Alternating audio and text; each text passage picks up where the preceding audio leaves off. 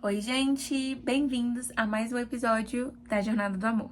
E hoje a gente vai falar sobre algo que falou muito ao meu coração nesse primeiro dia da jornada. Ontem eu estava em congregação, então ontem eu estava na igreja e a gente ali no final, do culto, tava orando ali para que o Senhor abrisse os nossos olhos, os nossos ouvidos, o nosso coração, para estar sensível à voz do Senhor. Mas algo que o Senhor falou pra mim claramente é: Sunny, peça pra que todo espírito de desistência vá embora. Por quê? Geralmente, a gente não desiste de uma amizade muito fácil. A gente não desiste de um sonho muito fácil. A gente não desiste de um relacionamento muito fácil. Mas quando se trata da nossa vida com Deus, a gente desiste muito fácil. Quando a gente percebe que a gente não está ouvindo o Senhor, que muitas vezes Ele está em silêncio, ou que a gente está em pecado ou caminhando em inconstância, isso é facilmente uma razão para abandonarmos o Senhor.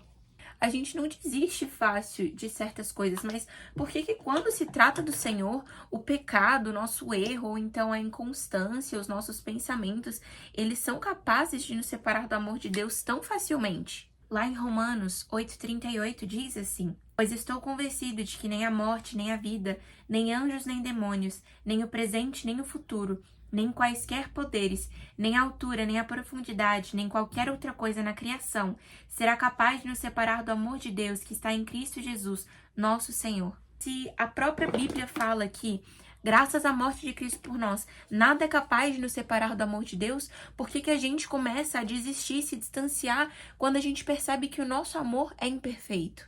Porque o Senhor, Ele não busca obras perfeitas. O Senhor busca corações que o amem. A Bíblia cita claramente que Davi, ele era um homem segundo o coração de Deus. E Davi, ele não era um homem segundo o coração de Deus por conta das suas obras. Porque se fosse assim, a partir do momento que ele cometeu aquele adultério, ele não seria mais um homem segundo o coração de Deus. O arrependimento de Davi era um arrependimento de quem não queria sair daquela comunhão que ele tinha com Cristo. Isso nos mostra onde o coração de Davi estava. E sabe a impressão que eu tenho?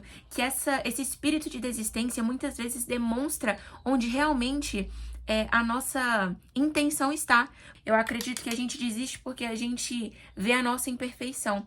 Mas quando a gente sabe que já depende do Senhor, a gente sabe que quanto mais longe estivermos dele, mais pecador nós estaremos, entende? Às vezes a gente desiste por um pecado, sendo que quanto mais longe eu tô de Deus, mais eu vou pecar. Então por que eu vou me distanciar?